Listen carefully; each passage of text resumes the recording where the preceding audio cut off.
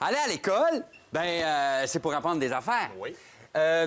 École primaire, secondaire, ça va. Quand on arrive au collégial, il y a des cégeps gratuits, il y a des cégeps qui sont payants, mais souvent, quand on arrive à l'université, là, c'est payant.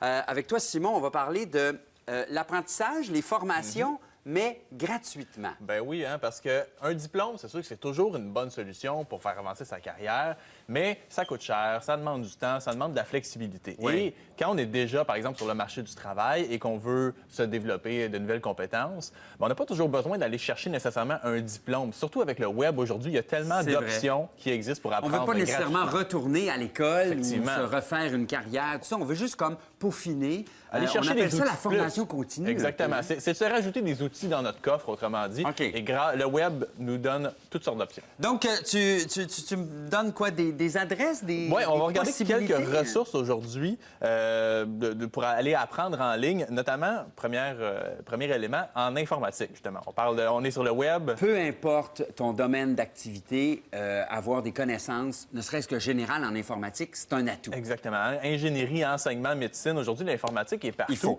Une première compétence qu'on peut facilement développer sur le web, c'est apprendre à programmer, donc le langage informatique. OK. Ça a l'air bien technique comme ça, Ouais. mais écoute, Marc-André, Même rébarbatif un peu. il y a là, des intervenants du milieu de l'éducation qui disent que les enfants devraient apprendre ça à l'école maintenant. Et pourquoi Ouais. ça se fait pas? Ben, peut-être que Peut-être ça que va ça va l'être un devenir. jour. Ça va devenir une langue seconde, autrement dit, apprendre à communiquer avec la machine. Et il y a un site, par exemple, comme codecademy.com qui offre des formations pour apprendre à coder. Donc, apprendre à programmer un site web, apprendre le langage pour manipuler des Comprendre bases ce de données langage-là. complexes, comprendre le langage de l'ordinateur. Et j'ai déjà fait des formations là-dessus et je te dis, c'est beaucoup plus simple que ça en a l'air. Ça demande du temps, bien sûr, mais ce site-là est très bien fait, c'est ludique, c'est interactif. Donc, voilà un bel apprentissage qu'on peut faire. Udemy? Udemy.com est une avec un autre Y. ressource. Et ça, c'est davantage pour apprendre des logiciels. OK. Utilises-tu, par exemple, Excel Ben oui, tout à fait. pour faire ta comptabilité? Et je viens de comprendre certaines affaires. Avant, j'écrivais Il y a- toute la formule, puis là, j'ai compris récemment que j'ai juste à cliquer sur les cases pour que ça apparaisse, la formule. Ça, c'est le meilleur exemple d'un logiciel qu'on utilise souvent tous les Oui. jours, mais qui a des possibilités infinies. Qu'on ne connaît pas Qu'on ne nécessairement. connaît pas. Et on peut apprendre grâce à des sites comme Udemy, par exemple, qui offrent des formations, des tutoriels en ligne gratuits en vidéo, apprendre à maîtriser plus de fonctionnalités d'un logiciel comme ça. Et ça peut nous être très utile sur le marché du travail. Tu viens de nous parler de l'informatique. Une autre sphère d'activité qui peut servir dans tous les domaines, on dit souvent communication. Ouais.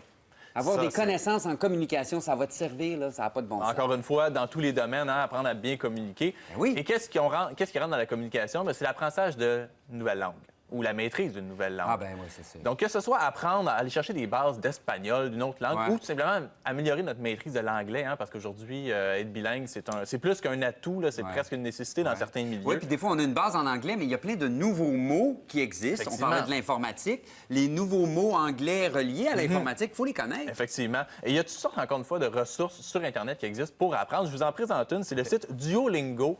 On va Ah! le voir à J'ai l'écran. ça sur Tu mon connais ça? téléphone! Bon, ben, c'est vraiment C'est intéressant. tellement drôle de jouer Sous à des ça. airs un peu enfantins. C'est Oui. un site qui est quand même... C'est très ludique. Donc, on gagne des points quand on réussit des exercices. On perd des vies quand on Oui. fait des erreurs.